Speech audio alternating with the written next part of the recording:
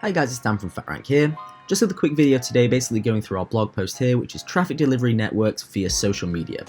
So what this post is basically going to be about is the importance of social signals. And if you're not sure what a social signal is, it's basically, for example, someone posting on Facebook or on Twitter or on Pinterest about your website or your product online, and then I was actually linking back to your actual URL too.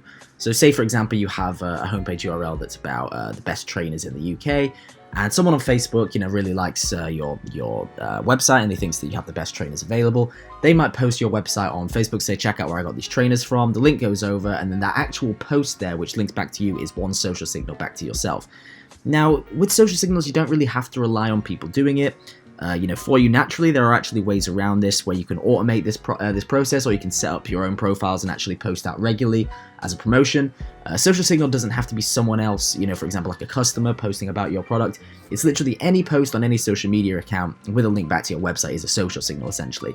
And believe it or not, Google really likes these. Google takes into account social signals as well as other things like the content quality, the backlinks, development, all that kind of stuff. It's not just about those three things. Social signals are really important, and obviously it is a type of link as well. And while sometimes they're no-follow links, the power that they actually pass for Google and the actual authority that they pass from a trust and relevancy point of view are really important. So we really feel like social signals are quite overlooked in the SEO and marketing industry. And on this blog post, we're just going to kind of run through a few things that are kind of alluding to that. So we start off here saying, what is a social sharing network? And a social sharing network is essentially a collection of social media profiles that you can actually use to share, like, and comment and distribute your own content to a wider audience from.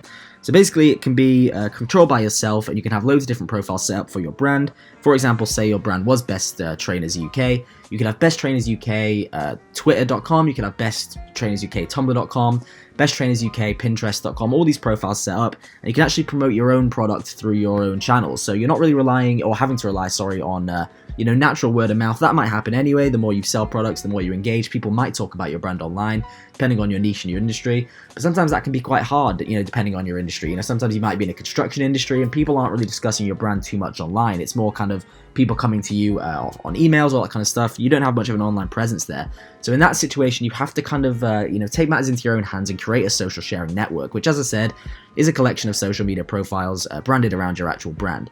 Not only are you in control of your own social signals then, but they're actually really relevant too, because it's attached to your brand. It's got your brand keywords in the profile, and they really help to do so.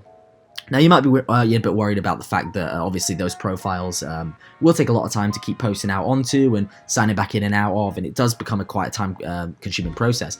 Again, if you want to do this manually, it can be done. It's not impossible.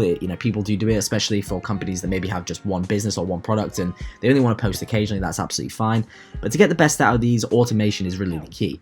Now, we go into this kind of saying a bit more in a minute, but I'll kind of just allude to that in a second. Just got a little bit more here on about ranking factors and the actual graph that shows kind of some of the ranking factors there. All the bars that you see there highlighted in orange are actually social signals. So you can see, how Google really does apply that into a ranking factor and actually sees that as an important ranking factor for what they actually like in Google. But anyway, as I was saying earlier about automation, there's actually a tutorial video here, Java tutorial here, Craig Campbell set up, so you guys can actually check that out if you'd like to, and it's just a good way of actually automating that service if you'd like to actually go ahead and do that.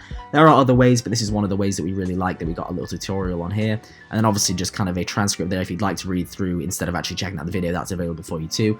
But there are ways of automating, and it's really great. Obviously, for those that work in SEO, you'll be working on those different niches, so automation is key, and getting everything done a bit quicker and to the best quality possible, obviously, but getting things done efficiently and quickly is important.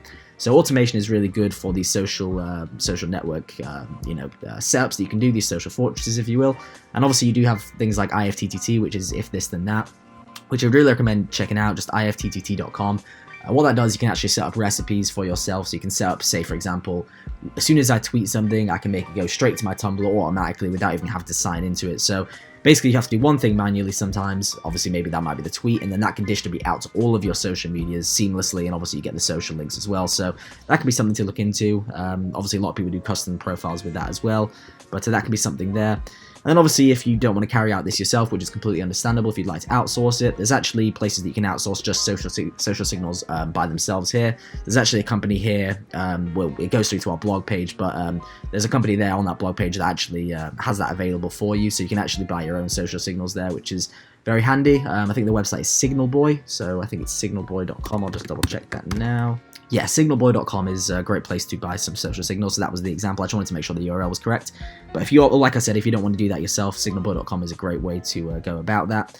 And then there's just a little summary really, guys. So we'd recommend checking out the blog post, because obviously I've just kind of summarized it in this video. But it's mainly about social signals, the importance of, of what they are and what they mean for Google and for your website, and just various ways that you can kind of carry that out, which I've kind of covered in this video. So hope you guys enjoyed the video. Any questions, just drop a comment down below and we'll get back to you. Thanks a lot for watching, and we'll see you guys later.